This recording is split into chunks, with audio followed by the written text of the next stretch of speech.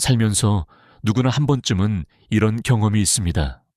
하고 싶은 말이 목 끝까지 올라왔는데 그 말을 내뱉는 순간 싸움이 날까봐 꾹 참았던 순간, 그때는 현명하게 잘 참은 것 같았지만 돌아서면 속이 더 뒤틀리고 그 사람 얼굴만 봐도 괜히 미운 감정이 쌓여갑니다.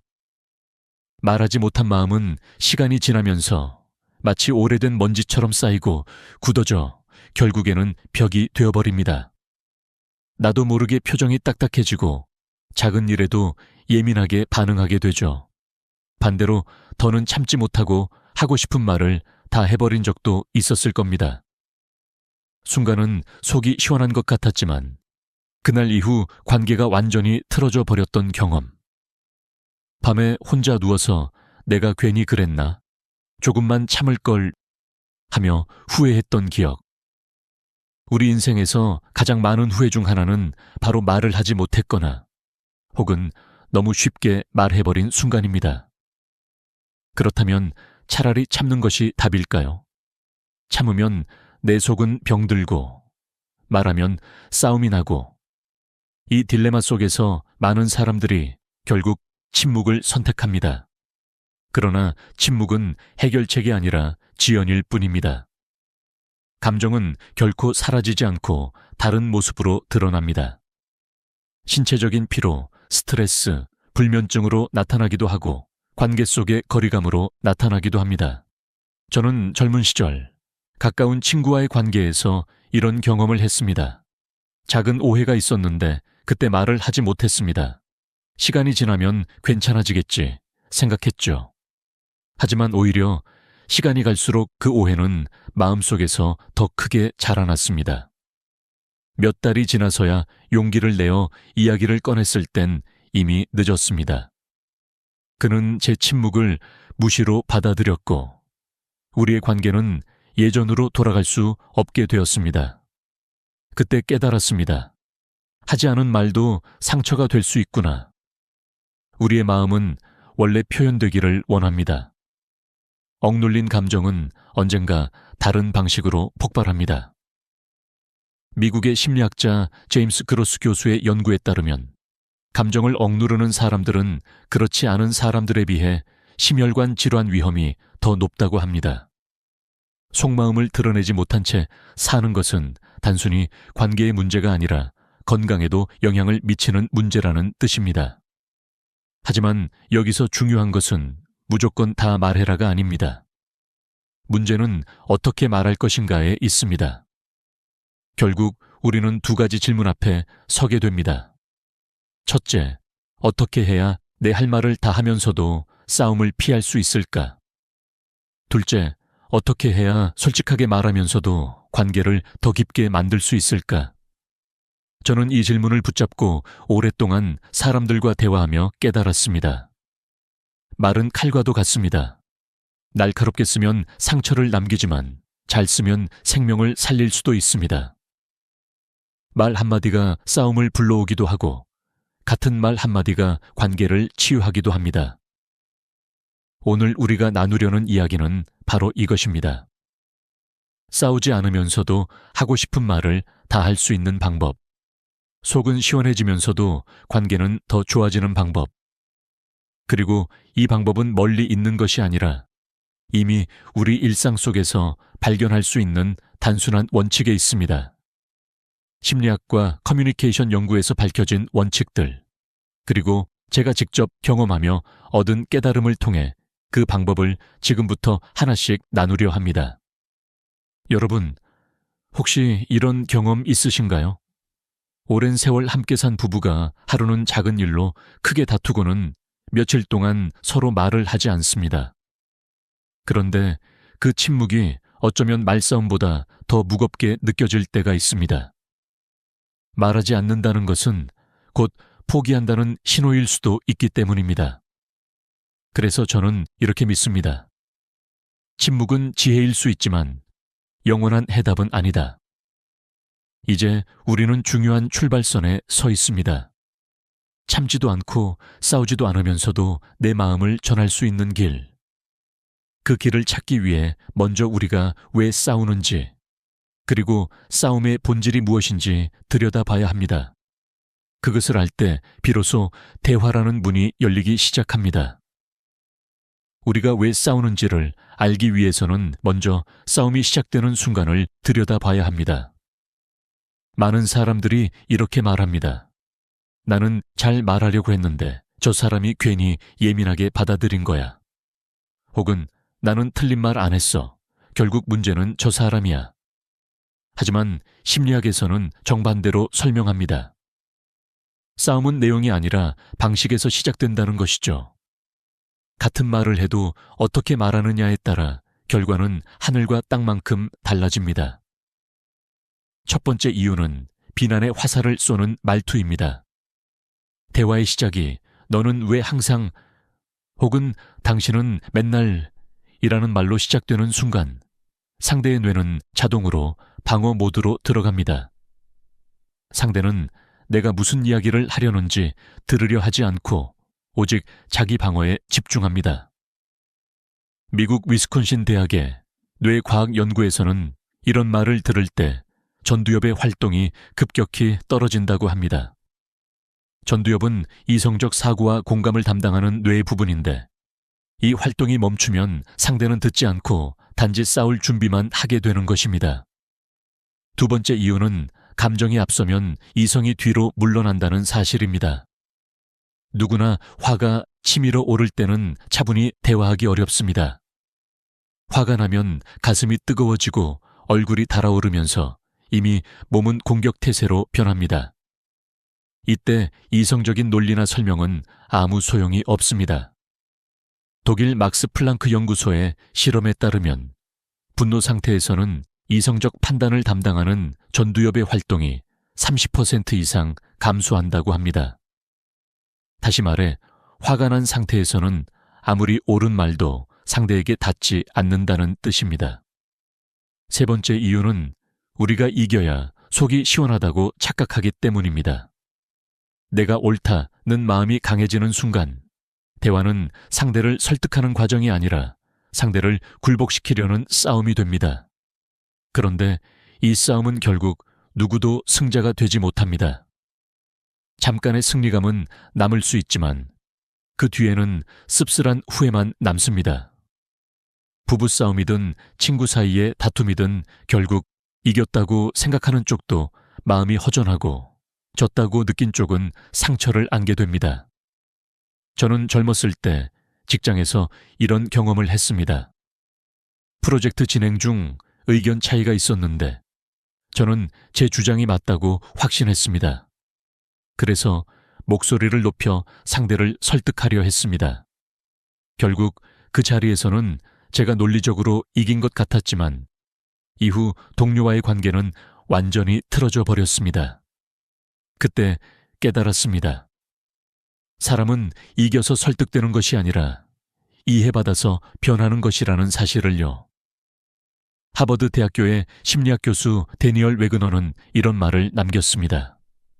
사람은 자기 생각이 무시당했다고 느끼는 순간 어떤 논리도 들리지 않는다. 결국 싸움의 본질은 상대가 틀려서가 아니라 상대가 존중받지 못한다고 느끼는 데서 시작됩니다. 이 세 가지 이유, 비난, 감정 폭발, 이기려는 태도는 우리가 매일 반복하는 실수입니다. 작은 오해에서 시작된 말다툼이 왜 큰 싸움으로 번지는지 이제 이해가 될 것입니다. 그런데 놀라운 사실은 이 세 가지 모두 우리의 선택이라는 점입니다. 말을 어떻게 시작할지, 감정을 어떻게 다스릴지, 대화를 어떤 방향으로 이끌지, 이것은 모두 내가 결정할 수 있는 부분입니다. 그래서 여기서 중요한 질문이 생깁니다. 그렇다면 우리는 어떻게 말해야 할까요? 싸움으로 번지지 않고 오히려 관계를 더 깊게 만드는 말은 무엇일까요? 지금부터 우리는 그 답을 찾기 위해 구체적인 방법들을 하나씩 살펴보려 합니다. 우리가 싸우지 않고도 하고 싶은 말을 다 할 수 있는 방법. 그 첫 번째는 바로 이해와 인정입니다. 심리학자 칼 로저스는 이렇게 말했습니다. 사람은 자신이 이해받고 있다고 느낄 때만 변화를 시작한다. 그렇습니다. 우리가 상대를 고치려고 하면 반발심만 커지지만 상대를 인정해주면 스스로 바뀔 힘을 냅니다. 많은 사람들이 이렇게 생각합니다. 내가 하고 싶은 말은 꼭 해야 해. 그렇지 않으면 상대가 몰라. 하지만 문제는 어떤 말로 끝내느냐에 있습니다. 아무리 좋은 말도 마지막에 비난으로 끝나면 상처가 되고 조금 부족한 말이라도 마지막에 인정으로 끝나면 기적이 됩니다. 예를 들어볼까요? 한 아내가 남편에게 이렇게 말했습니다. 당신은 왜 이렇게 집에 늦게 와? 내가 얼마나 기다렸는지 알아. 이 말은 사실 아내의 속마음을 솔직하게 표현한 것이지만 남편은 즉시 방어적으로 반응합니다. 내가 일부러 늦게 오는 줄 알아? 결국 냉전이 시작됩니다. 그런데 같은 상황에서 이렇게 말하면 어떨까요? 당신이 바쁜 건 알아요. 그래도 기다리는 제 입장에서는 서운했어요. 다음엔 조금만 일찍 와줄 수 있나요? 남편의 표정이 달라지고 그날 저녁에는 꽃을 사들고 들어오기도 했습니다. 그 차이는 단 한 문장. 그래도 당신이 노력하는 건 알아요. 라는 인정에서 나옵니다. 이 짧은 말이 상대의 마음을 열고 방어심을 내려놓게 합니다. 저는 오랜 세월 동안 수많은 사람들의 대화를 지켜보며 이런 결론에 도달했습니다. 사람은 옳은 말 앞에서 변하지 않는다. 존중과 인정 앞에서만 변한다. 맹자는 이렇게 말했습니다. 사람을 다스리려 하지 말고 그 마음을 얻으라. 우리가 상대를 다스리려고 하면 끝없는 싸움이 되지만 상대의 마음을 얻으면 굳이 다투지 않아도 변화가 일어납니다. 실제로 미국 미네소타 대학에서 진행한 실험에서도 비슷한 결과가 나왔습니다. 커플 100쌍을 대상으로 대화 실험을 했는데 한쪽이 비난으로 끝맺은 그룹은 대화 시간이 평균 5분을 넘지 못하고 끝났습니다. 반대로 마지막에 인정하는 말로 마무리한 그룹은 대화가 20분 이상 지속되었고 대화 후 만족도 또한 3배 이상 높게 나타났습니다. 여러분, 우리가 잊지 말아야 할 것은 아주 간단합니다. 비난으로 끝내면 불편함이 남고 인정으로 끝내면 고마움이 남는다. 한 어머니의 사례를 말씀드리겠습니다. 아들은 시험 성적이 좋지 않았습니다. 화가 난 어머니는 이렇게 말했습니다. 너는 왜 맨날 제대로 못하니? 대체 언제 정신 차릴래? 아들은 고개를 떨구며 방으로 들어가 버렸습니다. 그날 이후 대화는 끊어졌고 아들은 더더욱 어머니에게 속마음을 털어놓지 않았습니다. 그런데 몇 달 뒤 어머니는 방식을 바꿨습니다. 네가 노력하는 건 알아. 하지만 이번 결과를 보니 내 방법에 뭔가 부족한 점이 있는 것 같아. 같이 다시 방법을 찾아볼까? 아들의 표정이 달라졌습니다. 마음의 문이 열리고 이후로는 오히려 먼저 어머니에게 공부 이야기를 꺼냈습니다. 이처럼 인정은 상대를 움직이는 열쇠입니다. 우리가 자주 쓰는 짧은 말 하나. 그럴 수도 있지. 당신도 애썼어요. 노력한 건 알아요. 이 몇 마디가 싸움을 막고 관계를 살리는 기적을 만듭니다. 저도 젊은 시절에는 인정하는 말을 잘 못했습니다. 내 말이 옳다는 걸 증명하려고만 했죠. 하지만 나이가 들면서 깨달았습니다. 옳은 말을 했다고 해서 관계가 좋아지지 않습니다. 오히려 마지막에 그래도 네가 애쓴 건 알아 라는 한마디가 관계를 지켜줍니다. 오늘 여러분께 꼭 드리고 싶은 말은 이것입니다.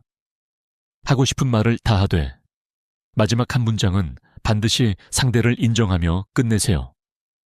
그러면 싸움은 멀어지고 대화는 깊어지고 관계는 따뜻해집니다. 우리가 싸우지 않고 내 마음을 전달할 수 있는 두 번째 방법은 바로 나 전달법, 즉 나는 이렇게 느꼈다 라고 말하는 방식입니다. 많은 사람들이 무심코 너는 왜 그래? 당신은 항상 왜 그러니? 라는 말로 대화를 시작합니다. 하지만 이 말은 상대방의 마음에 즉시 방어벽을 세웁니다. 상대는 내 말을 이해하려는 대신 내가 또 공격당하고 있구나 하고 느끼면서 방역할 준비를 합니다. 심리학자 마셜 로젠버그는 비난은 상대의 귀를 닫게 하고 고백은 상대의 마음을 열게 한다 라고 말했습니다. 너라는 화살이 아니라 나라는 고백으로 시작할 때 비로소 대화가 이어집니다. 예를 들어볼까요? 남편이 약속을 어겼을 때 아내가 당신은 왜 맨날 약속을 안 지켜? 또 나를 실망시키네 라고 말한다면 남편은 변명하거나 화를 낼 가능성이 큽니다. 하지만 같은 상황에서 이렇게 말한다면 어떨까요? 내가 오늘 기대가 좀 컸나 봐. 당신이 약속을 잊은 걸 보니 괜히 혼자 바보가 된 느낌이 들어서 속상했어. 이 말은 비난이 아니라 자신의 감정을 솔직하게 드러낸 것이기 때문에 남편은 변명하지 않고 오히려 미안한 마음을 느낍니다. 하버드 대학 심리학 연구팀은 커플을 대상으로 실험을 했습니다. 같은 상황을 두 그룹에 나눠서 대화하게 했는데 한 그룹은 너라는 주어로, 다른 그룹은 나라는 주어로 감정을 표현하게 했습니다. 그 결과 나를 사용한 그룹은 상대의 방어적 반응이 절반 이하로 줄었고 대화가 평균 2배 이상 길게 이어졌습니다. 그만큼 작은 말의 선택이 대화의 흐름을 완전히 바꿀 수 있다는 뜻입니다. 저는 이 원칙을 제 삶에서 뼈저리게 느낀 적이 있습니다. 직장에서 한 동료가 실수를 했을 때 예전에 저는 너 때문에 일이 꼬였잖아 라고 쉽게 말했습니다. 그러면 그는 바로 얼굴이 굳어지고 그 후로는 저와 말도 잘 섞지 않았습니다. 그런데 어느 날 방식을 바꿔 이렇게 말했습니다. 네가 맡은 부분에서 예상치 못한 일이 생겨서 나도 많이 당황했어. 그래서 어떻게 해결하면 좋을까 같이 고민하고 싶어. 상대는 전혀 방어하지 않았고 오히려 먼저 대안을 제시했습니다. 그때 깨달았습니다. 너 때문이야 라는 말은 벽을 만들고 나는 이렇게 느꼈어 라는 말은 다리를 만든다. 우리 모두는 자신의 감정이 존중받기를 원합니다. 상대를 탓하는 대신 내 마음을 고백하는 순간 상대는 더 이상 방역하지 않습니다. 오히려 이 사람이 이렇게 아팠구나 하고 느끼게 됩니다. 물론 이런 방식이 항상 쉽지는 않습니다. 화가 치밀어 오르면 본능적으로 너 때문에 라는 말이 먼저 튀어나오기 마련입니다. 하지만 그 순간 잠시 멈추고 내 감정을 먼저 들여다보는 연습이 필요합니다. 내가 왜 이 말을 하고 싶은지, 지금 내 마음이 어디서 오는지를 알아차리면 말은 훨씬 부드러워집니다. 철학자 쇼펜하우어는 이렇게 말했습니다. 진실은 칼날처럼 날카로울 수 있지만 그 끝에는 반드시 부드러운 손잡이가 있어야 한다.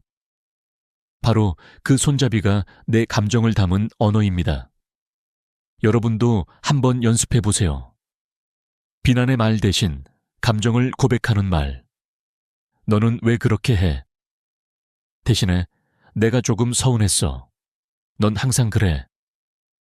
대신에 오늘은 내가 기대한 것과 달라서 속상했어. 이 작은 전환이 싸움을 막고 대화를 이어갑니다. 그리고 상대와의 관계를 단단하게 지켜줍니다. 결국 핵심은 간단합니다. 지적은 사람을 움츠러들게 하고 고백은 사람의 마음을 열게 한다. 이 원칙을 기억하세요. 그러면 하고 싶은 말을 다 하면서도 싸우지 않을 수 있습니다. 우리가 싸우지 않고 대화를 이어가기 위한 세 번째 방법은 바로 질문형 끝맺음입니다. 많은 사람들이 대화를 하면서 마지막을 이렇게 끝냅니다. 그러니까 내 말대로 하면 돼. 혹은 내가 말한 게 맞잖아. 순간 상대의 얼굴은 굳고 마음은 다치기 시작합니다. 왜일까요? 마지막을 마침표로 찍어버리면 상대는 더 이상 대화의 주인이 아니라 단순히 지시를 받는 사람처럼 느끼기 때문입니다. 저 역시 젊은 시절 이런 실수를 자주 했습니다. 후배에게 조언을 해주면서 항상 마지막에 내 말대로 해라고 했습니다. 그런데 시간이 지나 보니 그 후배는 점점 저와 거리를 두기 시작했습니다. 나중에서야 알았습니다. 그는 제 말을 무시한 것이 아니라 제 말이 자신을 존중하지 않는다고 느낀 것이었습니다. 대화는 결론을 강요하는 순간 통보가 되고 질문을 남기는 순간 소통이 된다는 것을요. 질문은 상대의 마음을 여는 열쇠입니다. 소크라테스가 말했듯 질문은 영혼을 깨우는 도구입니다. 마지막에 질문을 던지는 순간 상대는 스스로 생각하기 시작합니다. 내가 시키는 대로 따라오는 것이 아니라 스스로 주체가 되어 움직이는 것이지요. 예를 들어 볼까요? 아내가 남편에게 당신이 늦게 와서 나 혼자 밥 먹으니 서운해 라고 말한 후 이렇게 마무리한다면 어떨까요? 나는 이런 마음인데 당신은 어떻게 생각해? 이 한마디가 있으면 남편은 변명 대신 아내의 말을 곱씹게 됩니다. 회사에서도 마찬가지입니다. 팀장이 회의에서 이번 프로젝트는 이렇게 진행합시다 라고 끝내는 것과 내 생각은 이렇습니다. 여러분은 어떻게 생각하세요? 혹시 제가 놓친 부분이 있을까요? 라고 끝내는 것은 전혀 다른 결과를 낳습니다. 옥스퍼드 대학의 연구팀은 실제로 실험을 진행했습니다. 여러 팀장에게 회의를 맡기되 마지막을 반드시 질문으로 마무리하게 했습니다. 그 결과 평소 의견을 잘 내지 않던 직원들조차 손을 들고 이야기하기 시작했고 회의 후 만족도가 80% 이상 높아졌습니다. 직원들은 존중받는 느낌을 받았다고 응답했습니다. 여러분, 질문은 상대를 대화의 손님이 아니라 주인으로 앉히는 힘을 갖고 있습니다. 내가 다 정리해서 끝내버리면 상대는 할 말이 없어집니다. 하지만 마지막에 당신은 어떻게 생각해요? 혹시 제가 놓친 부분이 있나요? 당신이라면 어떻게 했을까요? 라는 물음표 하나를 남기면 상대는 대화에 참여하게 됩니다. 저는 지금도 제 아내와 대화를 하면서 이 원칙을 자주 씁니다. 예전에는 의견 차이가 생기면 제가 끝까지 설명해서 제 방식이 맞다고 결론을 내리곤 했습니다. 하지만 지금은 이렇게 말합니다. 내 생각은 이렇지만 당신은 어떻게 생각해? 그러면 아내는 방어하지 않고 자신의 생각을 솔직하게 이야기합니다. 그리고 놀랍게도 결국 제 생각보다 더 좋은 답이 나오는 경우가 많습니다. 이처럼 질문형 끝맺음은 단순한 기술이 아닙니다. 그것은 상대를 존중하는 태도이고 함께 답을 찾아가려는 마음입니다. 우리는 종종 내가 옳다는 것을 증명하려 하지만 진정한 지혜는 같이 옳은 길을 찾는 것입니다. 여러분 기억하세요. 마지막을 닫으면 벽이 되고 마지막을 열면 문이 됩니다. 그 문을 열어주는 것이 바로 질문입니다. 오늘부터 내 대화의 끝에는 반드시 작은 물음표 하나를 남겨보세요. 그러면 싸움은 줄어들고 대화는 길어지며 관계는 깊어질 것입니다. 우리가 싸우지 않고 대화를 지켜내는 네 번째 방법은 바로 시간차 전략, 즉 멈추는 용기입니다. 사람은 감정이 치밀어 오를 때 가장 날카로운 말을 내뱉습니다. 화가 올라오면 얼굴은 달아오르고 심장은 빨리 뛰며 입술은 스스로를 통제하지 못하고 공격적인 언어를 쏟아내게 됩니다. 그런데 그 순간 나오는 말은 거의 대부분 후회로 돌아옵니다. 저는 젊은 시절 아버지와 크게 다툰 적이 있습니다.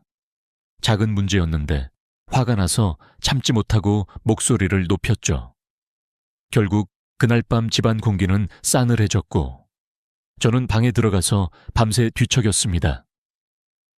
시간이 지나면서 후회가 몰려왔습니다. 내가 왜 그렇게까지 말했을까?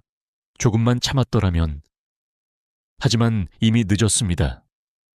말은 돌이킬 수 없는 화살처럼 상대의 마음을 깊게 찔러버렸기 때문입니다. 독일 철학자 쇼펜하우어는 이렇게 말했습니다. 감정이 뜨거울 때 내뱉는 말은 돌이킬 수 없는 화살이 되어 자신을 찌른다. 그렇습니다. 화난 순간에 던진 말은 상대를 상하게 할 뿐 아니라 결국에는 내 마음도 상하게 합니다. 여기서 중요한 것이 바로 20분의 법칙입니다. 뇌과학자들의 연구에 따르면 분노나 강한 감정은 약 20분 정도 지나면 진정되기 시작합니다. 그 시간을 참아내면 전두엽의 기능이 다시 활성화되어 이성적 사고가 돌아옵니다. 즉, 20분만 기다려도 말의 온도가 달라진다는 뜻입니다. 예를 들어 가족과 큰 갈등이 생겼을 때 이렇게 말해보세요. 지금은 제가 흥분한 상태라 현명하게 말할 자신이 없어요. 조금만 정리하고 다시 이야기할게요. 혹은 지금은 감정이 올라와서 좋은 말이 안 나올 것 같아요. 20분 후에 다시 얘기해요. 이 말 한마디만 해도 불붙을 상황이 진정됩니다. 상대도 숨을 고를 시간을 얻게 되고 그 뒤에 다시 대화하면 같은 내용이라도 말투가 훨씬 부드러워집니다. 저는 직장에서 이 방법을 자주 씁니다. 회의 중 의견 충돌이 심할 때 예전 같으면 끝까지 밀어붙였을 겁니다. 하지만 지금은 이렇게 말합니다. 오늘은 여기까지만 하고 내일 다시 정리해서 이야기합시다. 그러면 신기하게도 다음 날에는 서로 화도 가라앉고 새로운 해결책이 나오곤 합니다. 결국 시간차 전략은 도망이 아니라 지혜입니다. 실제로 미국 스탠퍼드 대학의 연구에 따르면 부부가 다툼 직후 바로 대화하는 경우보다 30분 이상 떨어져 있다가 다시 대화하는 경우가 갈등 해결 확률이 40% 이상 높다고 합니다. 시간은 단순히 흘러가는 것이 아니라 우리의 감정을 식히고 관계를 회복시키는 약이 될 수 있습니다. 물론 참는다는 것이 쉽지는 않습니다. 순간의 화는 우리를 강하게 자극하기 때문입니다. 하지만 그 순간 스스로에게 이렇게 물어보세요. 지금 말해도 후회하지 않을까? 지금 이 말은 상대를 위한 걸까? 아니면 내 감정풀이일까? 이 질문 하나가 우리를 멈추게 합니다. 그리고 그 멈춤이 관계를 지켜줍니다. 여러분, 기억하세요. 뜨거운 순간에 멈출 줄 아는 사람이 진짜 강한 사람입니다. 참지 못하고 내뱉은 말은 약한 본능의 발현일 뿐이고 멈추고 기다릴 줄 아는 사람은 감정을 다스리는 힘을 가진 사람입니다. 오늘부터는 화가 치밀어 오를 때 입을 열기 전에 심호흡을 하고 스스로에게 묻는 연습을 해보세요. 그리고 가능하다면 20분만 기다려보세요. 그 20분이 평생의 관계를 지켜주는 시간이 될 수 있습니다. 우리가 싸우지 않고 내 마음을 전하려면 지금까지 배운 4가지 방법만으로도 충분히 관계가 달라질 수 있습니다. 하지만 마지막으로 꼭 알아야 할 것이 있습니다. 바로 절대 해서는 안 되는 말 3가지와 반대로 꼭 해야 할 말 3가지입니다. 이 6마디가 우리의 대화를 결정짓는 칼날이자 열쇠가 되기 때문입니다. 먼저 절대 해서는 안 되는 말 3가지부터 보겠습니다. 첫째, 너는 항상, 넌 맨날 입니다. 이 말은 상대가 잘했던 순간까지 모두 무시하는 말입니다. 남편이 늦게 들어온 날, 아내가 당신은 항상 늦어 라고 말하면 남편은 억울함이 치밀어 오릅니다. 왜냐하면 사실 늦지 않았던 날도 많기 때문입니다. 특정한 사건을 지적해야 하는데 항상, 맨날 이라고 싸잡아 버리면 상대는 더 이상 대화를 듣지 않고 방어만 하게 됩니다. 둘째, 내 말이 맞잖아 입니다. 아무리 옳은 말이라도 이 한마디가 들어가면 상대는 넌 틀렸어 라고 들리게 됩니다. 대화는 곧바로 싸움으로 번지고 이해하려는 마음은 사라집니다. 제가 한때 자주 하던 실수이기도 합니다. 봐, 내 말이 맞지? 이 말을 꺼내는 순간 상대의 표정은 굳고 대화는 더 이상 이어지지 않았습니다. 셋째, 그럼 내 마음대로 해워랍니다. 이 말은 대화의 포기 선언입니다.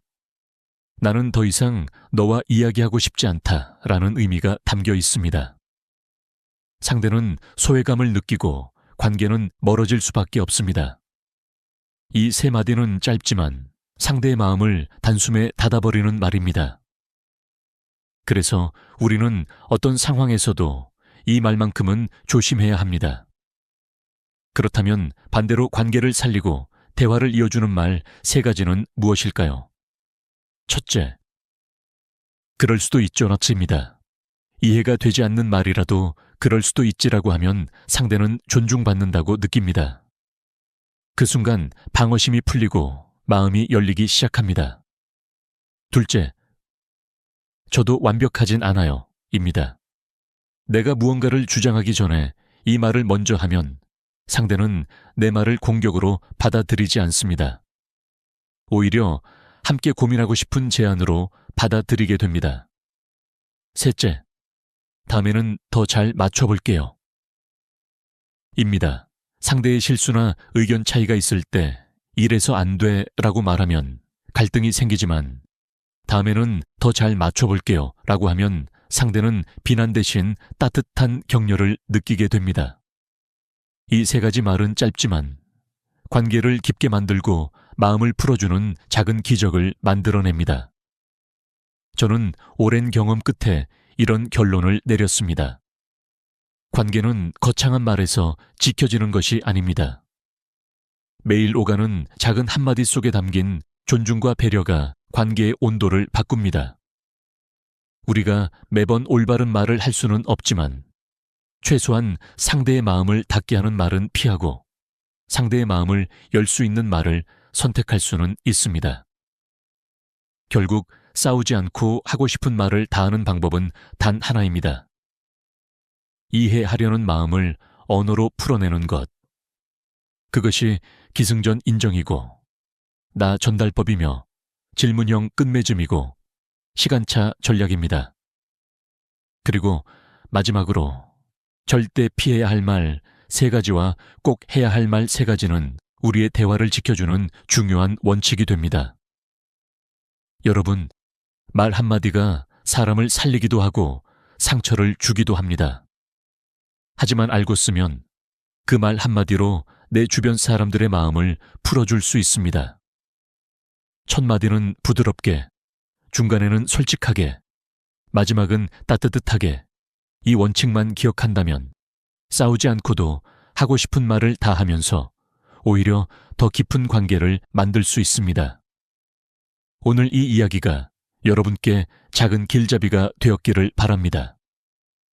여러분의 일상 속 대화가 조금 더 따뜻해지고 더 깊어지기를 바랍니다. 오늘의 이야기가 도움이 되셨다면 구독과 좋아요로 함께 해주시고 여러분의 소중한 경험도 댓글로 나눠주세요. 여러분의 이야기가 누군가의 삶을 바꿀 수 있습니다. 전화벨이 울렸습니다. 평소 같으면 대수롭지 않게 넘겼을 그 소리. 오늘은 이상하게 심장이 먼저 반응합니다. 엄마, 이번 주말에 갈게요. 수화기 넘어 들려오는 딸의 목소리에 순간 입꼬리가 절로 올라갑니다. 오랜만에 얼굴을 본다는 설렘, 손주의 웃음소리가 귓게 울리는 듯한 상상. 그 모든 게 단숨에 밀려옵니다. 그런데 그 기쁨이 채 가시기도 전에 머릿속 한쪽에 작은 파도가 일기 시작합니다. 거실 카펫 먼지는 괜찮을까? 냉장고 냄새는 안 나나? 그 순간부터 마음속 시계가 빨라집니다. 오늘이 수요일이니까 청소는 금요일에, 장은 토요일 아침에. 머릿속에 계획이 그려지는 동시에 가슴은 조금 무거워집니다. 분명 반가운 일인데 왜 이렇게 긴장되는 걸까요? 현관 앞에서 손주가 할머니 하고 달려오는 장면이 떠오릅니다. 그 아이의 팔에 안길 때 느껴지는 그 따뜻함은 세상 어떤 보물보다 값지죠. 하지만 그 장면 뒤에 숨은 진실은 그 하루를 준비하기 위해 며칠 전부터 시작된 나만의 비밀 프로젝트입니다. 이건 아무에게도 말하지 않는 부모만의 준비 과정이자 일종의 전투 준비와도 같습니다. 지난번에 손주가 왔을 때는 장난감 상자를 꺼내는 순간 먼지가 풀풀 날아올라서 괜히 미안했던 기억이 있습니다. 이번에는 그런 실수를 하지 않으려고 일주일 전부터 조금씩 치우기로 마음먹습니다. 그런데 그 마음먹음이 곧 행동이 되고 행동이 곧 노동이 됩니다. 혹시 이런 경험 있으신가요? 전화를 끊자마자 평소엔 눈에 안 보이던 집안에 작은 결함들이 보이기 시작하는 것. 전등갓에 쌓인 먼지, 거실 구석에 낡은 신문지, 싱크대 밑에 숨은 묘한 냄새. 평소에는 그냥 지나쳤는데 손님이 온다고 생각하니 모두 신경이 쓰입니다. 아이러니하게도 그 손님은 내 자식이자 내 피부티입니다. 그런데도 내 마음속 어딘가에서는 여전히 손님 맞이의 마음가짐이 작동하고 있습니다. 심리학자들은 이를 역할 기억이라고 부릅니다. 한때 내가 손님을 맞이하던 습관이 시간이 지나도 자동으로 살아나는 것이죠.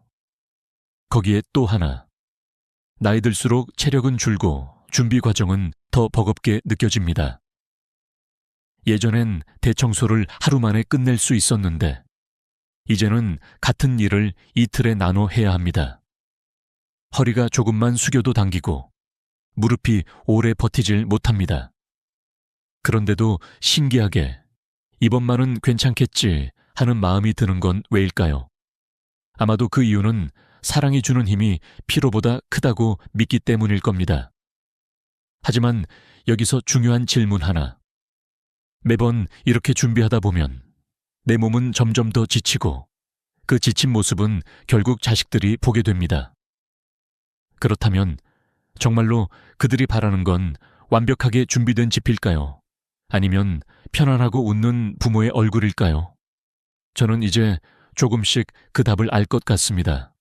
물론 첫 번째 전화가 왔을 때 설렘은 여전합니다. 하지만 그 설렘을 지키기 위해서라도 나를 소진시키는 준비는 줄이는 게 맞습니다. 그래야 그날 현관문 앞에서 엄마 하고 달려오는 목소리에 진심으로 웃을 수 있으니까요. 아침 햇살이 부엌 창문으로 스며들 때 나는 이미 부지런히 손을 놀리고 있었습니다. 이번 주말 자식들이 온다는 사실 하나로 평범한 하루가 전혀 다른 하루로 바뀌어버렸습니다. 식탁 위에는 장보기 목록이 놓여 있고 그 옆에는 걸레와 먼지떨이가 준비돼 있습니다. 누가 시키지도 않았지만 내 마음속에선 이미 시작. 신호가 울린 셈입니다. 먼저 거실부터. 카펫을 들추니 그 밑에 숨어있던 먼지가 공기 중에 부유합니다. 순간 손주가 기침이라도 하면 어쩌나 하는 생각이 스쳐 지나갑니다. 청소기를 돌리며 땀이 이마에 맺히기 시작합니다. 하지만 여기서 끝이 아니죠. 커튼을 걷어 먼지를 털고 창틀의 묵은 때를 칫솔로 문질러 닦습니다. 이쯤 되면 단순한 청소가 아니라 마치 나 자신과의 경쟁 같습니다. 얼마나 완벽하게 해낼 수 있나 하는 묘한 승부욕이 생깁니다. 부엌으로 옮겨가면 더 바빠집니다. 냉장고 문을 열어 하나하나 유통기한을 확인하고 반찬통을 꺼내어 정리합니다. 그러다 문득 이게 다 필요한 일일까 라는 생각이 스치지만 곧바로 그래도 부모니까 라는 말이 마음을 덮어버립니다. 그리고 그 말 한마디에 나는 다시 손을 움직입니다. 사실 이런 준비 과정은 겉으로 보면 단순한 집안일 같지만 실은 부모의 자존심이 걸린 싸움입니다. 내 집, 내 부엌, 내 식탁. 그 모든 곳이 내가 아직도 잘 해내고 있다는 증거가 되어야 한다고 느끼는 거죠. 그래서인지 허리가 뻐근하고 다리가 저릿저릿해도 멈출 수가 없습니다. 건강보험공단의 한 조사에 따르면 60대 이상 가정주부의 68%가 장시간 집안일 후에 관절통을 호소한다고 합니다. 특히 무릎과 허리가 가장 취약하다고 하죠. 그런데도 부모들은 대개 이 통계를 남의 이야기처럼 듣습니다. 왜냐하면 그 힘든 과정 뒤에 오는 자식들의 한마디, 와, 집이 이렇게 깨끗하네. 엄마, 이 반찬 진짜 맛있다가 모든 고생을 보상해 주기 때문입니다. 그러나 시간이 지나면서 저는 알게 됐습니다. 이건 결코 지속 가능한 방식이 아니라는 걸요. 매번 전력 질주하듯 준비하다 보면 다음 만남은 더 늦어지고 몸은 점점 더 회복이 느려집니다. 무엇보다 내가 힘들어하는 모습을 보며 자식들이 느끼는 마음은 결코 가볍지 않다는 걸요. 그래서 요즘은 조금 방식을 바꿔봅니다. 대청소를 한 번에 끝내는 대신 며칠에 걸쳐 조금씩 합니다. 반찬도 많이가 아니라 특별히 좋아하는 것 위주로만 준비합니다. 이렇게 하면 그날 아침 부엌에서 땀 흘리기보다 현관 앞에서 웃을 힘이 남습니다. 사람들은 종종 이렇게 말하죠. 정성은 양에서 나온다. 하지만 나이 들어보니 알겠습니다. 진짜 정성은 내 몸을 아끼는 마음에서 나옵니다. 내 건강이 있어야 다음 만남이 있고 그 만남이 계속 쌓여서 가족의 추억이 됩니다. 이번 주말에도 나는 여전히 청소기를 돌리고 반찬을 준비하겠지만 이제는 그 속도가 조금 다릅니다. 숨을 헐떡이며 달리기보다 한 걸음씩 천천히. 그렇게 해야 그날 저녁 식탁에서 함께 웃을 수 있으니까요. 문이 열리고 딸과 사위 그리고 손주가 함께 들어오는 순간 집안 공기는 눈에 보이지 않게 달라집니다. 딸 혼자 왔을 때는 슬리퍼를 질질 끌며 편하게 나가 맞이하지만 사위가 함께 올 때면 본능적으로 자세를 고쳐 앉게 됩니다. 부엌 앞 거울에 비친 내 모습을 슬쩍 확인하고 옷깃을 한 번 더 여밉니다. 그들은 가족이지만 여전히 손님 같은 존재입니다. 사위가 소파에 앉아 말없이 TV를 바라보고 있으면 나는 속으로 계산기를 두드리듯 머릿속에서 말을 고릅니다. 요즘 일은 어때요? 너무 딱딱한가? 요즘 날씨가 부쩍 쌀쌀하네요. 너무 형식적인가? 사위의 표정을 살피며 내가 하는 말이 불편하지 않게 하려 애쓰는 내 자신을 발견합니다. 며느리도 마찬가지입니다. 부엌에서 혼자 서서 일을 하다 보면 거실에 앉아있는 며느리의 모습이 눈에 밟힙니다. 혹시 내가 너무 혼자 시끄럽게 일하는 것처럼 보일까? 같이 하자고 해야 하나? 그런데 그러면 피곤할 텐데. 이런 복잡한 생각이 끊임없이 머릿속을 맴돕니다. 통계에 따르면 60대 이상 부모님의 80% 이상이 사위나 며느리가 집에 오면 말과 행동을 조심하게 된다고 합니다. 심리학자들은 이것을 역할 긴장이라고 부릅니다. 가족이지만 여전히 경계와 예의를 유지해야 하는 묘하고 애매한 관계에서 오는 긴장감입니다. 이 긴장은 생각보다 에너지를 많이 소모합니다. 마치 얇은 얼음판 위를 걸을 때처럼 한 걸음 한 걸음마다 조심해야 하는 기분입니다. 그렇다고 이들이 나쁜 사람이라서가 아닙니다. 오히려 좋은 시부모, 좋은 장인장모라는 역할을 잘 해내고 싶은 마음이 더 크기 때문입니다. 저도 한 번은 이런 일이 있었습니다. 저녁 식사 중에 사위가 젓가락을 놓는 순간 맛이 없나? 하는 생각이 들었죠. 그 한 번의 동작에 불필요한 해석과 걱정을 덧붙이면서 식사 자리가 조금 어색해졌습니다. 그날 밤 문득 깨달았습니다. 내가 너무 완벽한 주인이 되려고 애쓰다 보니 스스로를 옭아매고 있었던 겁니다. 그래서 그 다음부터는 조금 다르게 해봤습니다. 사위가 말이 없으면 굳이 대화를 이끌어내지 않고 그냥 있는 그대로 두었습니다. 며느리가 부엌에 안 들어와도 쉬게 해줘야지 하고 마음을 놓았습니다. 놀랍게도 이렇게 마음을 내려놓으니 표정이 한결 부드러워지고 대화도 자연스럽게 흘러갔습니다. 가족 사이의 편안함은 억지로 만드는 게 아니라 서로가 스스로 편해지는 데서 시작된다는 걸 배웠습니다. 완벽한 주인보다는 그냥 나다운 부모의 모습이 오히려 그들에게 더 큰 위로가 된다는 걸요. 거실 한가운데에서 손주가 방방 뛰어오릅니다. 그 작은 발이 바닥을 구르는 소리, 웃음소리, 까르르 터지는 장난기 가득한 표정. 그 모든 게 내 심장을 따뜻하게 듭니다. 할머니, 나랑 놀아요. 그 한마디면 허리가 아파도 무릎이 시큰거려도 자리에서 벌떡 일어납니다.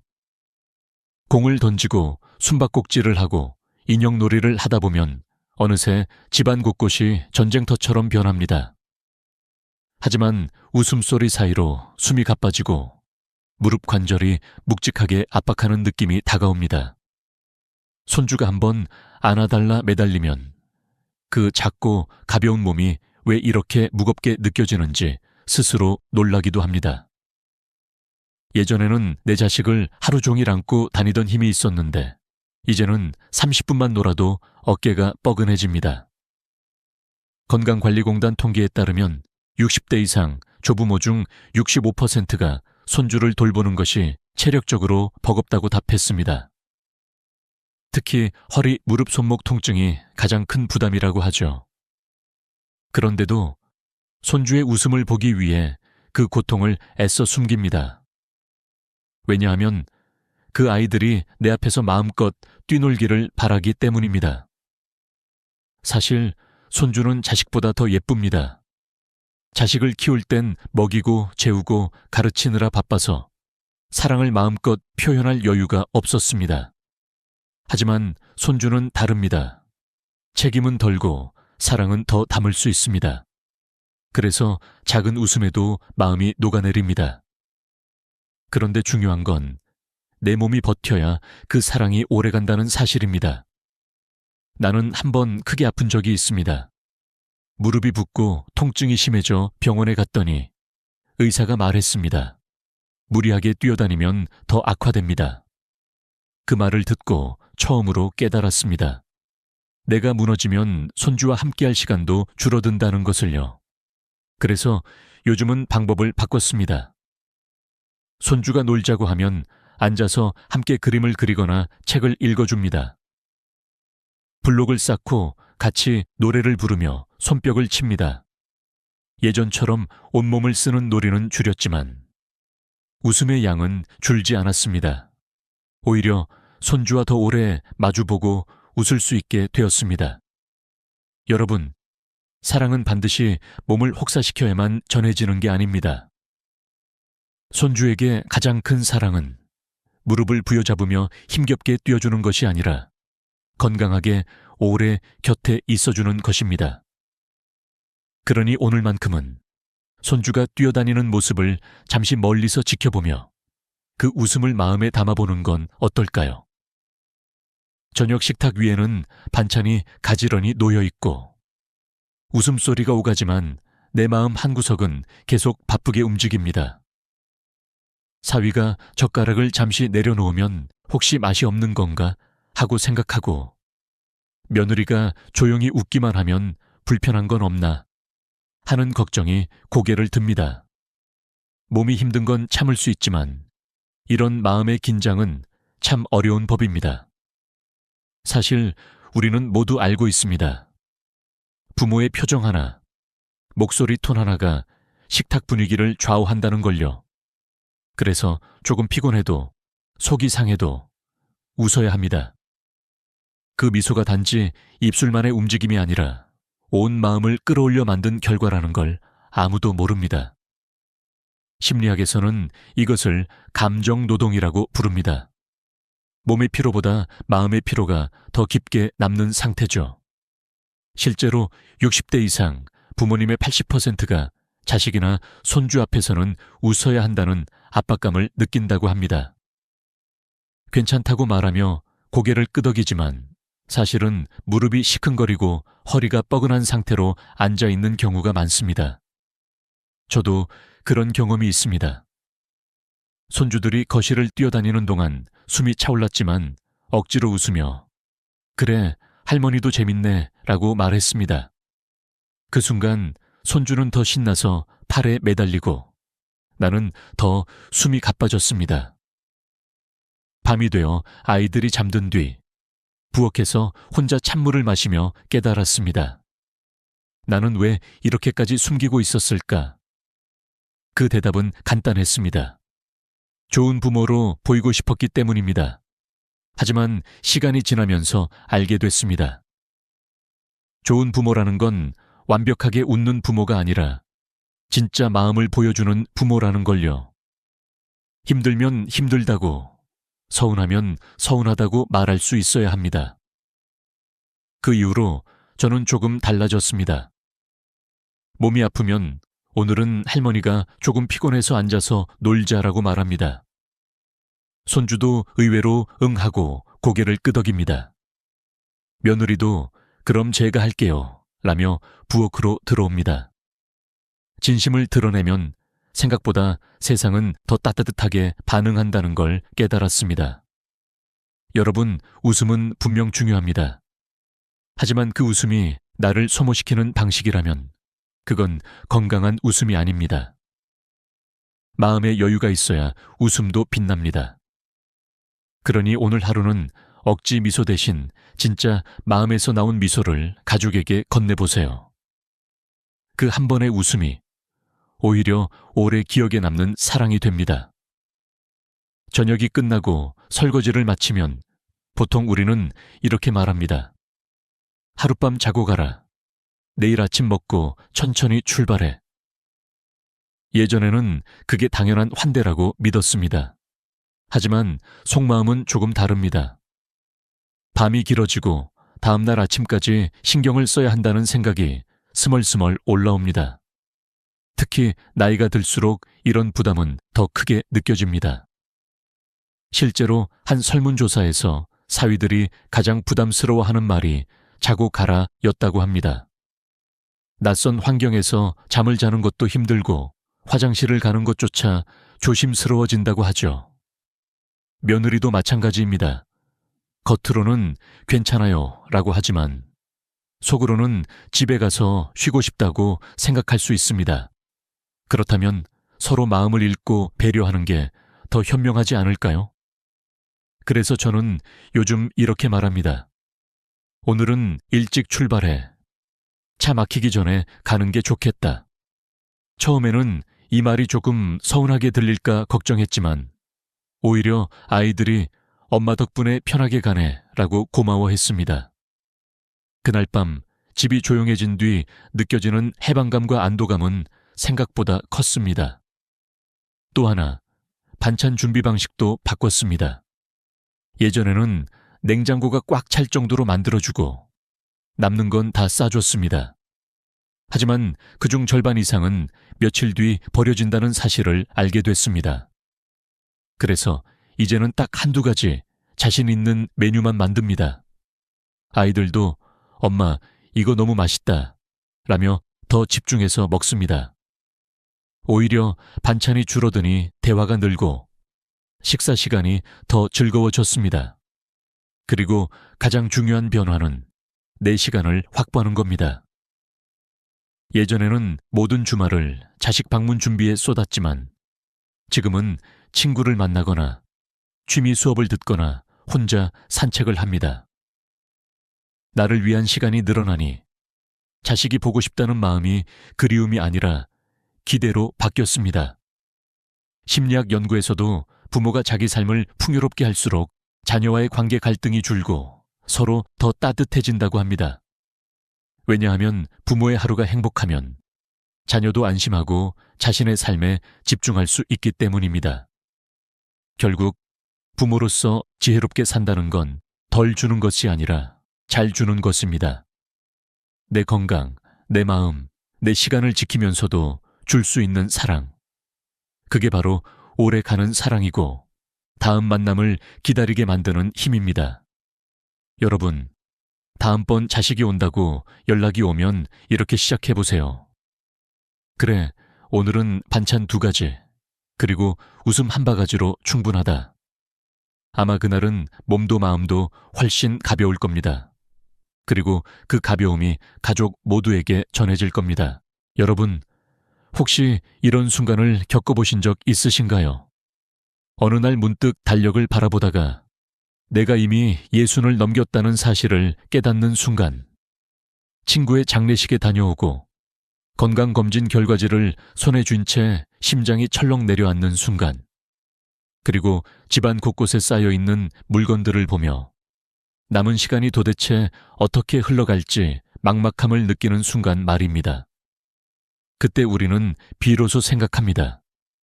남은 인생을 어떻게 살아야 할까? 무엇을 붙잡고 무엇을 놓아야 할까? 60이라는 나이는 단순한 숫자가 아닙니다. 그것은 인생의 전환점이자 제 2막을 어떻게 꾸려나갈지 스스로에게 묻는 중요한 시기입니다.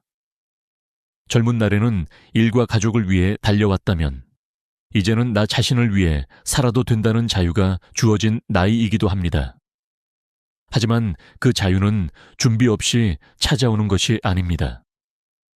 막연한 두려움, 손에 쥔 것을 내려놓지 못하는 집착이 오히려 우리를 옥죄어옵니다. 저는 67세의 유품 정리사입니다. 죽은 이의 방을 정리하면서 수많은 사람들의 마지막 흔적을 보아왔습니다. 그들의 집은 마치 시간이 멈춘 듯 수십 년간 쌓아온 물건들로 가득 차 있었습니다. 하지만 정작 본인은 그 물건들을 끝내 사용하지 못한 채 떠나셨습니다. 남겨진 건 결국 가족들에게 부담이 된 짐뿐이었습니다. 그 모습을 보며 저는 깨달았습니다. 우리가 붙잡고 있는 것이 진정한 행복을 주는 것이 아니라는 사실을요. 오히려 놓아야만 자유로워지고 비워야만 마음이 채워진다는 진리를요. 한번 상상해 보십시오. 방 안의 서랍을 열면 수십 년 전의 영수증과 서류들이 쏟아져 나옵니다. 옷장을 열면 언젠가 입을지도 모른다며 버리지 못한 옷들이 빼곡히 걸려 있습니다. 창고에는 고장난 전자제품, 다 쓴 취미 용품들이 먼지를 뒤집어 쓴 채 자리를 차지하고 있습니다. 이런 것들이 과연 남은 인생에 어떤 의미를 줄까요?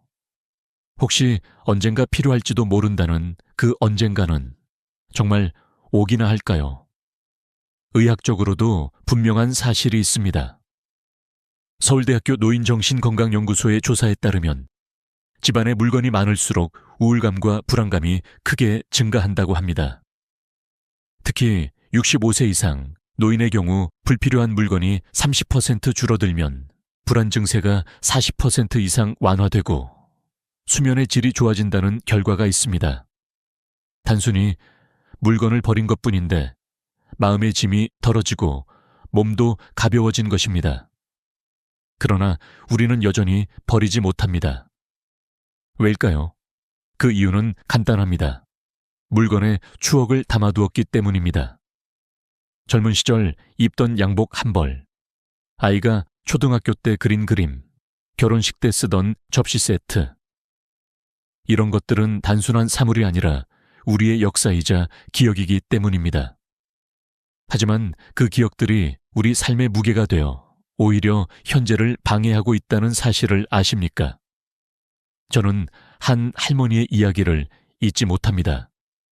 76세의 그분은 요양원으로 들어가기 전 평생 모아온 물건을 떠나보내지 못해 밤마다 울곤 하셨습니다. 그러나 한 달 후 다시 뵈었을 때 그녀는 환하게 웃으며 이렇게 말씀하셨습니다. 원홍 씨, 내가 왜 그렇게 물건에 집착했는지 모르겠어. 지금이 훨씬 마음이 편해. 그 말이 제 가슴을 깊이 울렸습니다. 결국 우리에게 필요한 건 물건이 아니라 마음의 여유였던 겁니다. 이제 우리는 선택의 기로에 서 있습니다. 남은 시간을 짐 속에 파묻혀 보낼 것인가? 아니면 필요 없는 것들을 내려놓고 가볍게 나아갈 것인가? 중요한 건 늦지 않았다는 겁니다. 지금 이 순간이 바로 출발점이 될 수 있습니다. 서랍 하나, 옷장 한 칸부터 정리하면서 새로운 인생을 준비할 수 있습니다. 여러분, 나이가 들었다는 건 단순히 시간이 흘렀다는 뜻이 아닙니다. 그것은 우리가 더 이상 남의 시선을 두려워하지 않아도 되고 스스로의 선택에 충실할 수 있다는 뜻입니다. 과거에는 지켜야 할 책임과 의무가 많았다면 이제는 오히려 자유로워질 수 있는 나이입니다. 그렇기에 내려놓는 연습은 단순한 정리가 아니라 인생 2막을 위한 준비인 것입니다. 혹시 지금 이 영상을 보시면서 마음 한켠이 무겁게 느껴지시나요? 그렇다면 그것은 시작의 신호입니다. 우리가 평생 붙잡아온 것들이 사실은 더 이상 필요하지 않다는 무언의 메시지일지도 모릅니다. 손에 쥔 것을 내려놓을 때 비로소 두 손이 자유로워지고 새로운 행복을 맞이할 수 있습니다. 이제부터 저는 여러분과 함께 그 길을 걸어가고자 합니다. 단순한 정리 팁이 아니라 더 가볍고 자유롭고 행복한 인생을 위한 지혜를 나누겠습니다. 오늘 이 시간이 여러분 인생의 전환점이 되기를 진심으로 바랍니다. 나이가 들수록 우리는 많은 것을 잃는다고 생각합니다. 젊음, 건강, 일터, 그리고 사회적 역할까지. 그래서인지 무엇인가를 놓는다는 말만 들어도 두려움이 앞서곤 합니다. 하지만 진실은 그 반대입니다. 버림은 상실이 아니라 새로운 자유의 시작입니다.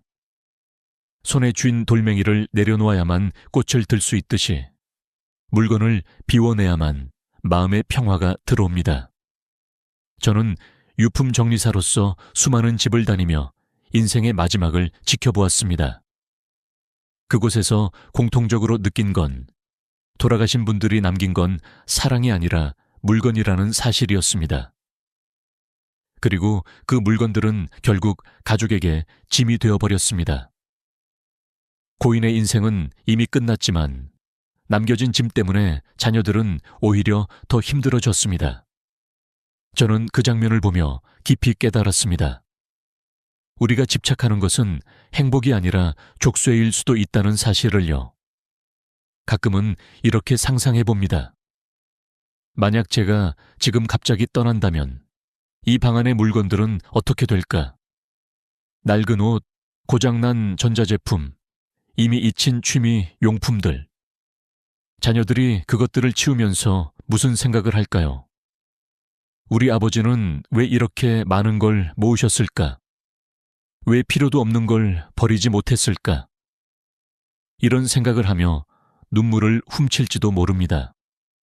그렇다면 살아있을 때 스스로 정리하고 비워내는 게 오히려 사랑 아닐까요? 부산에 사시는 72세의 한 할아버지는 저에게 이런 말씀을 하셨습니다. 나는 버리는 게 제일 무서웠어. 버리면 내 삶의 흔적도 사라지는 것 같았거든. 그런데 막상 정리해보니까 오히려 내 삶이 선명해지더라고. 정말 중요한 게 뭔지 알게 됐어. 이 고백은 저에게도 큰 울림이 되었습니다. 물건을 비운다고 해서 추억이 사라지는 게 아닙니다. 추억은 물건 안에 있는 것이 아니라 우리의 마음 안에 있기 때문입니다. 한국 사회는 특히 저축과 저장을 미덕으로 여겨왔습니다. 아껴야 산다. 나중에 쓸지 모른다. 혹시 모를 상황에 대비해야 한다. 그래서 우리 부모 세대는 늘 쌓아두고 모아두는 습관이 몸에 밴 것입니다. 그러나 과연 그 습관이 지금 우리의 삶에 도움이 되고 있을까요? 과거의 사고방식은 우리를 지켜줬을지 몰라도 지금은 오히려 우리를 억누르고 있습니다. 의학적으로도 흥미로운 사실이 있습니다. 연세대학교 의과대학에서 발표한 연구에 따르면 고령층이 집안 물건을 줄이고 공간을 단순화했을 때 스트레스 호르몬인 코르티솔 수치가 25% 낮아졌다고 합니다. 단순히 청소가 아니라 비움 그 자체가 신체의 회복력을 높여주었다는 뜻입니다. 이것은 결코 작은 변화가 아닙니다. 물건을 버린다는 건 단순한 행동이 아니라 삶의 태도를 바꾸는 일입니다. 그것은 곧 나는 이제 과거에 매이지 않고 현재와 미래를 살겠다라는 선언입니다. 예를 들어 30년 전 결혼식 때 입었던 한복을 아직도 옷장에 넣어둔 분이 계십니다. 하지만 그 옷은 더 이상 맞지도 않고 다시 입을 일도 없습니다. 그럼에도 추억이라는 이유로 버리지 못합니다. 하지만 그 옷을 정리하고 나면 추억은 더 또렷해지고 현재의 옷장에는 여유가 생깁니다. 이처럼 비움은 과거를 지우는 게 아니라 현재를 빛나게 합니다. 저는 종종 어르신들께 이렇게 말씀드립니다. 물건은 우리를 대신해 추억을 기억해 주지 않습니다. 오히려 우리 마음속에서만 진짜 추억이 살아 있습니다. 그렇기 때문에 비움은 잊어버림이 아니라 진정한 기억을 되살리는 과정입니다. 어느 날 68세의 한 아주머니가 제게 물으셨습니다. 원홍 씨, 도대체 어떻게 해야 버릴 수 있나요? 나는 보면 자꾸 미련이 생겨요. 저는 이렇게 대답했습니다. 버림은 기술이 아니라 용기입니다. 한 번에 다 하지 않아도 됩니다. 단지 작은 서랍 하나, 작은 상자 하나부터 시작하세요. 그러면 점점 가벼워지는 걸 몸으로 느낄 수 있을 겁니다. 그분은 제 말을 듣고 작은 화장품 서랍부터 정리하기 시작했습니다. 오래된 립스틱, 변질된 로션, 이미 굳어버린 아이샤에도 모두 버리고 나니 화장대가 훨씬 깨끗해졌습니다. 그리고 제게 전화를 걸어 이렇게 말씀하셨습니다. 원홍 씨, 신기하게도 마음이 후련해졌어. 작은 것 하나 버렸을 뿐인데 세상이 달라 보이네. 이 경험이 그분에게는 인생의 전환점이 되었습니다. 여러분, 자유는 거창한 것이 아닙니다. 그저 필요 없는 물건을 버리고 나에게 진짜 필요한 것만 남기는 것. 그 단순한 행동이 우리에게 놀라운 자유를 줍니다.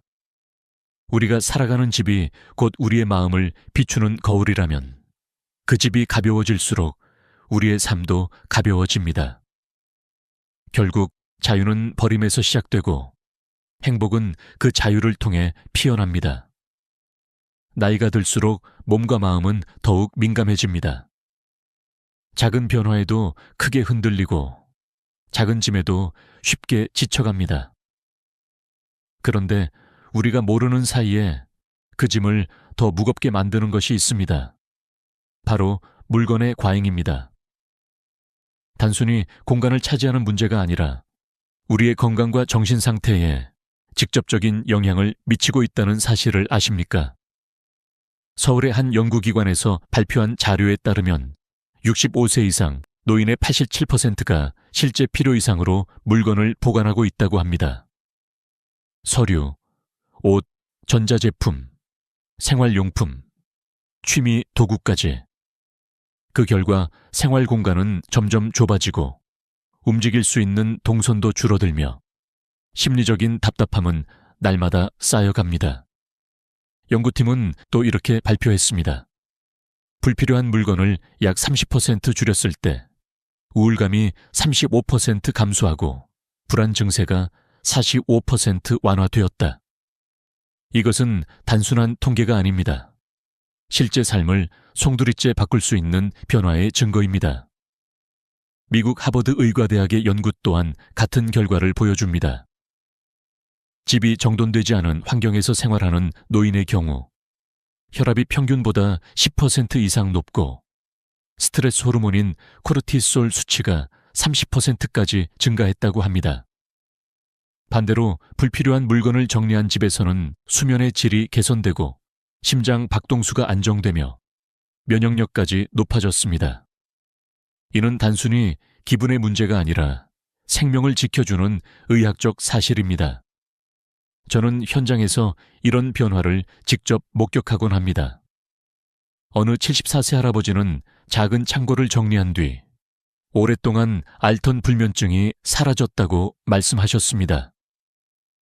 그분은 이렇게 고백했습니다. 창고 문을 열 때마다 숨이 막혔는데 지금은 문을 열면 시원한 바람이 들어오는 것 같아. 밤에도 마음이 편해져서 깊이 잘 수 있게 되었지. 의사보다 더 큰 처방이 바로 정리였던 겁니다. 여러분, 물건이 많으면 단순히 집이 어수선해지는 게 아닙니다. 결정 피로라는 것이 있습니다. 서랍을 열었을 때 수십 벌의 옷이 보이면 오늘 뭘 입어야 할지 결정하는 데만도 엄청난 에너지를 소모합니다. 하지만 1년 안에 입은 옷만 남겨두면 선택은 단순해지고 아침이 훨씬 가벼워집니다. 이런 작은 차이가 하루 전체의 컨디션을 바꿉니다. 더 놀라운 건 가족 관계에도 영향을 준다는 점입니다. 경희대학교 가족복지연구소의 조사에 따르면 부모 집에 불필요한 물건이 많을수록 자녀들의 스트레스 지수가 2배 이상 높게 나타났습니다. 부모님이 돌아가신 후 남겨진 물건을 정리하는 과정에서 갈등이 발생하는 경우도 많았지요. 실제로 저는 유품 정리를 하면서 형제들끼리 서로 다투는 모습을 자주 보았습니다. 이건 누가 가져갈까? 왜 이렇게 많이 남겨두셨을까? 결국 상처만 남는 경우가 허다했습니다. 한편 비움이 가족을 하나로 만드는 경우도 있었습니다. 70세 어머니가 생전의 집을 미리 정리하면서 자녀들과 함께 버릴 물건을 고르셨습니다. 함께 웃으며 추억을 나누고 진짜 소중한 것만 남겼습니다. 그리고 마지막에 이렇게 말씀하셨습니다. 얘들아, 나는 이제 마음이 편하다. 너희도 내 걱정 안 해도 된다. 그 순간 자녀들의 눈가에 눈물이 맺혔습니다. 그 집에는 더 이상 짐이 아니라 사랑만 남았습니다. 통계와 사례가 말해주는 건 분명합니다. 물건을 버리는 건 단순한 청소가 아닙니다. 그것은 정신 건강을 지키는 치료이고 신체 건강을 회복하는 약이며 가족 관계를 회복하는 다리입니다. 여러분, 혹시 이렇게 생각하지 않으셨나요? 나는 아직 건강하니까 괜찮아. 그러나 건강은 언제든 무너질 수 있습니다. 몸이 불편해진 순간 산더미 같은 물건들은 오히려 더 큰 벽이 됩니다. 그때 정리하려 해도 이미 늦습니다. 지금이 바로 가장 좋은 때입니다. 오늘 이 순간 작은 행동 하나가 미래를 바꿉니다. 책상 위에 서류 한 장을 버리고 유통기한 지난 약 하나를 정리하는 것. 이 사소한 행동이 마음을 치유하고 몸을 살리는 시작이 될 수 있습니다. 통계가 말하고 의학이 증명하는 사실입니다. 그리고 무엇보다 제 경험이 보증합니다. 비움은 우리 삶의 약입니다. 저는 일을 하면서 수많은 가정의 이야기를 들었습니다. 그 이야기는 통계보다 강력했고 책보다 더 큰 울림을 주었습니다. 사람마다 얼굴이 다르듯 물건에 얽힌 사연도 모두 달랐습니다. 그런데 신기하게도 결론은 늘 같았습니다. 버리고 나니 자유로워졌다. 서울 강북구에 사는 75세 김 선생님의 집은 처음 갔을 때 발 디딜 틈조차 없었습니다. 방 하나는 오래된 책과 신문으로 가득했고 거실에는 고장난 가전제품이 산처럼 쌓여 있었습니다. 저는 그 집을 정리하면서 선생님께 조심스럽게 물었습니다. 이 물건들을 왜 이렇게 두셨나요? 선생님은 잠시 침묵하시더니 이렇게 대답하셨습니다. 나는 교사였어. 이건 내 삶의 기록 같아서 버릴 수가 없었지. 하지만 정리 과정에서 단 한 권의 일기장과 몇 장의 사진만 남기자 그는 오히려 크게 웃으며 말했습니다.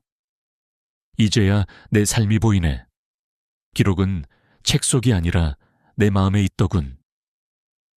부산의 한 할머니는 40년 넘게 모은 그릇 세트를 손에서 놓지 못했습니다. 손님이 올 때 쓸지도 모른다는 이유였습니다. 하지만 정작 손님이 오면 새 그릇을 사서 내놓곤 하셨죠. 저는 그분께 진심으로 물었습니다. 할머니, 정말 이 많은 그릇들이 필요하실까요? 한참을 생각하시던 할머니는 결국 눈물을 글썽이며 이렇게 말씀하셨습니다. 사실은 그릇이 아니라 추억을 붙잡고 있었던 거야. 남편이랑 함께 골랐던 기억 때문에. 결국 그분은 몇 개만 남기고 나머지는 기증했습니다. 그날 이후 집안은 환해졌고 마음은 한결 편안해졌다고 하셨습니다. 전라도 시골 마을의 69세 이 아저씨는 평생 낚시를 좋아했습니다. 낚싯대만 20개가 넘었고 수십 년 된 미끼 상자도 그대로 있었습니다. 하지만 무릎이 나빠져 더 이상 낚시를 나가지 못하게 된 지 오래였습니다. 아저씨는 이렇게 말씀하셨습니다. 이건 언젠가 다시 바다에 나갈 희망이야. 그러나 시간이 갈수록 그 물건들은 희망이 아니라 미련이 되어갔습니다. 결국 손자와 함께 낚시 장비를 정리하고 일부는 동호회에 기증했습니다. 그날 아저씨는 손자의 손을 꼭 잡고 말했습니다. 내가 직접 쓰진 못해도 네가 이어주면 그걸로 됐다. 버림이 끝이 아니라 또 다른 연결임을 보여준 순간이었습니다. 이런 사례들은 단순한 개인 이야기가 아닙니다. 우리 모두의 이야기일 수 있습니다. 우리는 물건을 통해 위안을 얻고 그 속에 추억을 담습니다. 그러나 지나친 집착은 우리를 가두고 가족에게 부담이 됩니다. 반대로 적절한 비움은 우리 삶을 새롭게 열어줍니다. 한 번은 경기도에 사는 한 아주머니가 저에게 이런 말씀을 하셨습니다. 원홍 씨, 나는 버리면 슬플 줄 알았는데 오히려 웃음이 나와. 왜 그럴까? 저는 대답했습니다. 버림은 과거와 싸우는 게 아니라 현재를 받아들이는 일이기 때문입니다. 그녀는 고개를 끄덕이며 말했습니다. 맞아. 지금이 내 인생이야. 지나간 건 추억으로 두고 오늘을 살아야지. 여러분, 이 이야기는 특별한 사람들만의 경험이 아닙니다. 우리 모두가 겪을 수 있는 변화입니다. 물건을 붙잡는 건 결국 과거를 붙잡는 것입니다. 그러나 인생의 황홀이에 필요한 건 과거가 아니라 남은 시간을 어떻게 채울지에 대한 용기입니다. 제가 만난 수많은 어르신들이 공통적으로 하신 말씀이 있습니다. 나는 이제야 비로소 자유를 느낀다. 그것은 돈이나 명예가 주는 자유가 아니라 단순히 짐에서 벗어난 자유였습니다. 그 자유는 곧 행복이었고 그 행복은 얼굴의 주름을 미소로 바꾸어 놓았습니다. 혹시 여러분도 지금 집안 한켠에 마음을 무겁게 하는 물건을 가지고 계시지 않나요? 언젠가 쓸지도 모른다는 이유로, 추억이 담겼다는 이유로 버리지 못한 채 두고 있는 것은 없으신가요? 그 물건이 지금 여러분을 붙잡고 있는 건 아닐까요? 그렇다면 이제 결정을 내려야 할 시간입니다. 버림은 상실이 아니라 새로운 시작임을 기억하시기 바랍니다. 우리가 살아가면서 가장 힘든 일은 무엇일까요? 아마도 무엇을 버려야 할지 결정하는 일일 겁니다. 하지만 지금 이 순간부터는 명확하게 말할 수 있습니다. 나이가 들면 반드시 정리해야 할 물건들이 있습니다. 단순히 공간을 차지하는 수준이 아니라 우리의 건강과 행복을 방해하고 가족에게까지 짐이 되는 것들입니다. 저는 수많은 현장에서 경험한 것을 바탕으로 7가지 물건을 말씀드리고 싶습니다. 첫째는 오래된 서류입니다. 세금 영수증, 낡은 통장, 이미 끝난 보험 서류들. 5년이 지난 서류는 대부분 쓸모가 없습니다. 그런데도 서류는 버리지 못하고 계속 쌓아두게 됩니다. 제가 만난 한 어르신은 수십 년 동안 모아둔 서류 때문에 정작 필요한 보험 서류를 찾지 못해 큰 낭패를 겪었습니다. 결국 쓰레기가 중요한 것을 가려버린 셈이지요. 서류는 3가지로 나누면 됩니다. 꼭 필요한 것, 최근 1년 내 사용할 수 있는 것, 그 외 나머지. 마지막 그룹은 과감하게 버려야 합니다. 둘째는 유통기한이 지난 제품입니다. 약, 화장품, 식품. 아직 쓸 수 있을지도 몰라 라는 이유로 남겨두지만 사실은 위험한 독이 될 수 있습니다. 오래된 약을 복용했다가 응급실에 실려간 사례도 제가 직접 보았습니다. 화장품 역시 마찬가지입니다. 오랫동안 보관된 것은 피부 트러블을 일으키고 음식은 우리의 건강을 위협합니다. 매년 봄, 가을 2번씩 정기적으로 점검하는 습관이 필요합니다. 셋째는 사용하지 않는 전자기기입니다. 오래된 휴대폰, 고장난 라디오, 20년 된 텔레비전. 언젠가 쓸지도 모른다는 이유로 창고에 쌓아두지만 사실은 평생 다시 쓰지 않을 확률이 높습니다. 제가 유품 정리할 때마다 가장 많이 발견하는 것도 바로 이런 전자기기입니다. 가족들조차 그 물건이 있었는지 몰랐을 정도로 오랫동안 방치된 것들이었습니다. 작동하지 않는 기기는 재활용 센터로, 아직 쓸 수 있는 기기는 기부하는 것이 현명합니다. 넷째는 지난 시즌의 옷과 액세서리입니다. 옷장은 늘 가득 차 있지만 정작 입는 옷은 몇 벌 되지 않습니다.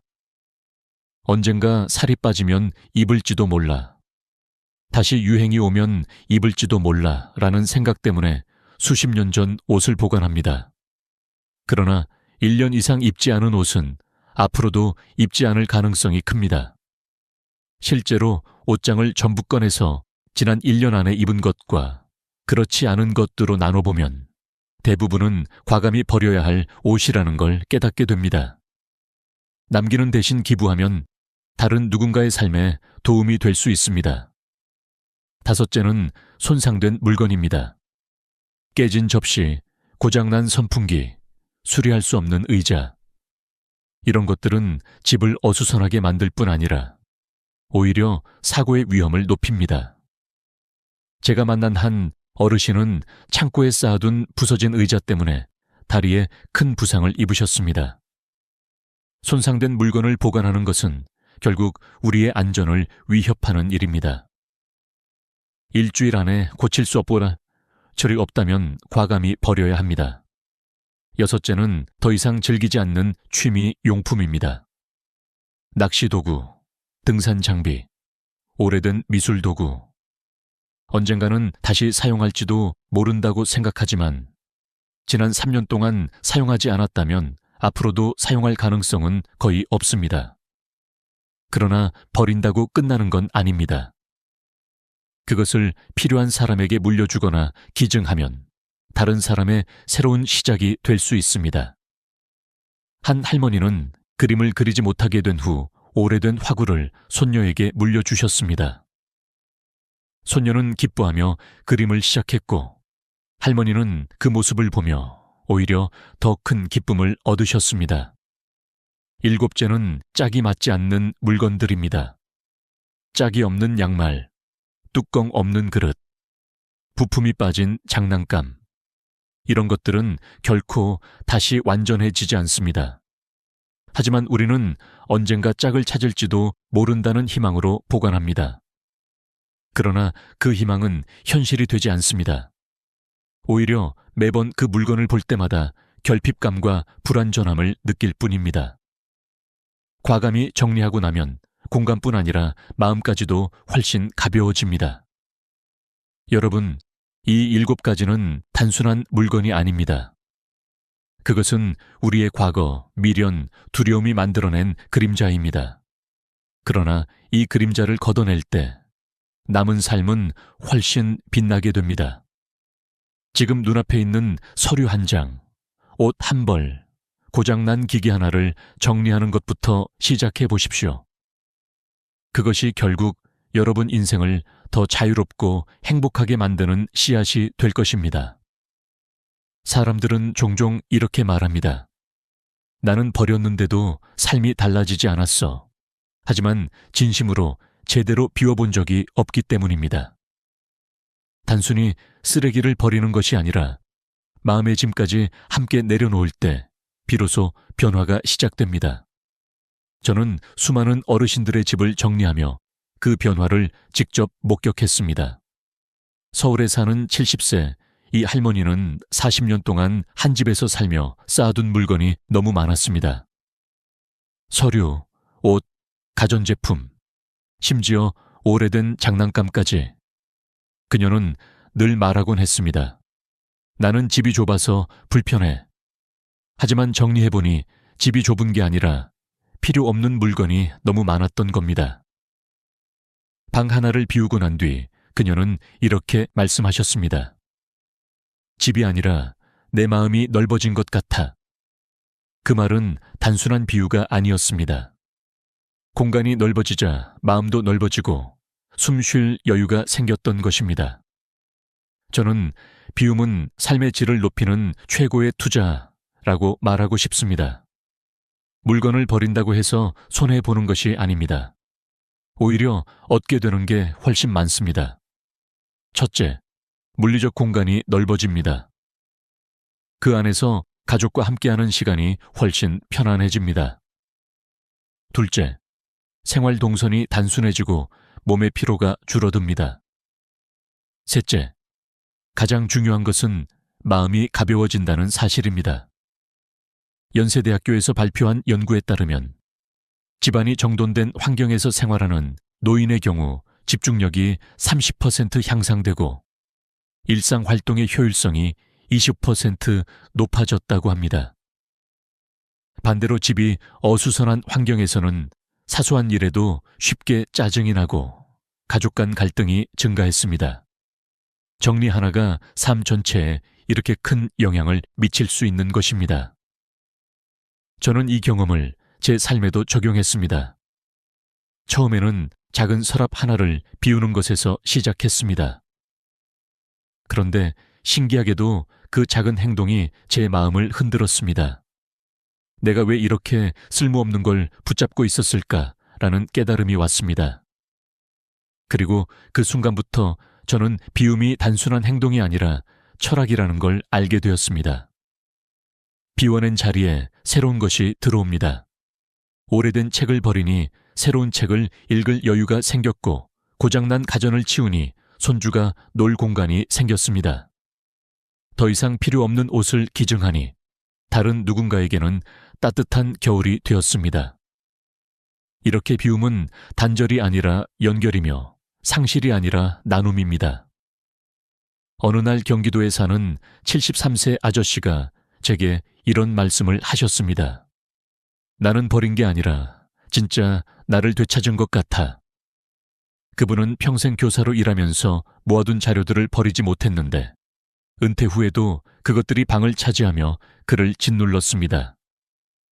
결국 과감히 정리한 뒤 그는 웃으며 말했습니다. 이제야 나답게 살 수 있어. 비움이 곧 자기 회복이었던 겁니다. 여러분, 혹시 지금도 집안 한켠에 먼지만 쌓여가는 물건을 두고 계시진 않나요? 그 물건들은 사실 여러분의 에너지를 빼앗고 있습니다. 버리지 못하는 순간 우리는 그 물건의 노예가 됩니다. 하지만 내려놓는 순간 우리는 주인이 됩니다. 비움은 절대 한 번에 끝나는 일이 아닙니다. 매일 조금씩, 매년 꾸준히 해야 하는 습관입니다. 봄마다 겨울옷을 정리하고 가을마다 집안을 점검하는 작은 습관이 결국 여러분의 인생을 바꿉니다. 그렇게 삶은 더 단순해지고 더 명료해집니다. 제가 마지막으로 드리고 싶은 말은 이것입니다. 비움은 단순히 덜어내는 일이 아니라 새롭게 채우는 일입니다. 마음의 여유, 가족의 웃음, 삶의 의미. 이 모든 것은 공간이 가벼워질 때 찾아옵니다.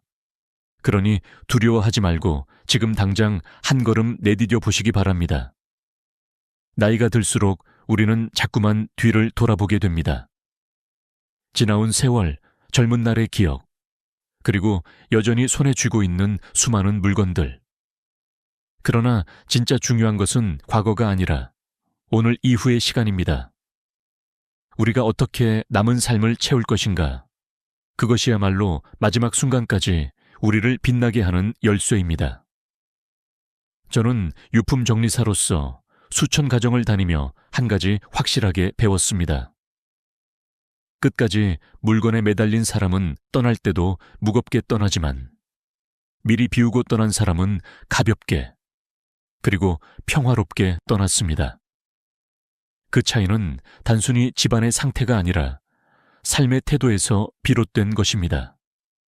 한 할아버지는 생전에 가족과 함께 집을 정리했습니다. 오래된 서류는 파쇄했고 필요 없는 옷은 기부했으며 고장난 기기는 모두 버렸습니다. 그리고 자녀들에게 이렇게 말했습니다. 이제 나는 걱정이 없다. 너희도 내 물건 때문에 힘들지 않을 거다.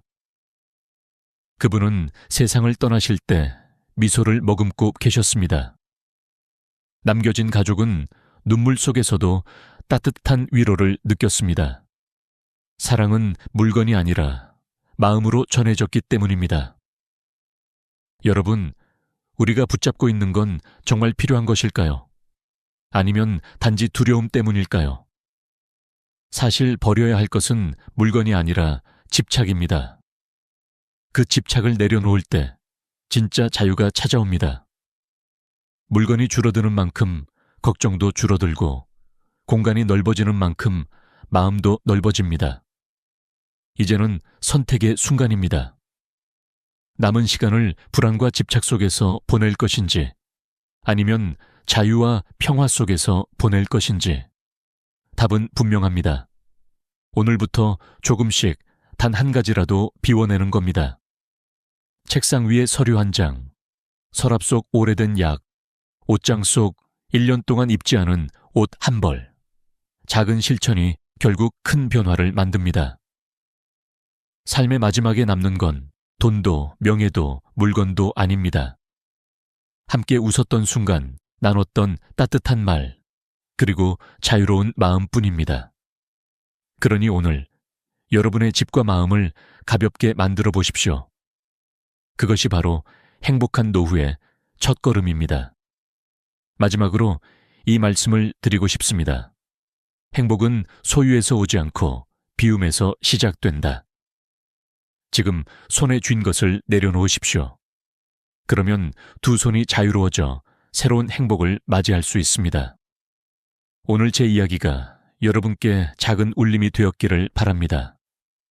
앞으로도 삶을 바꾸는 이야기, 마음을 치유하는 지혜를 계속 나누겠습니다. 구독과 좋아요, 알림 설정을 해두시면 더 많은 이야기로 다시 찾아뵐 수 있습니다. 여러분의 노후가 언제나 평화롭고 따뜻하길 기원합니다. 감사합니다.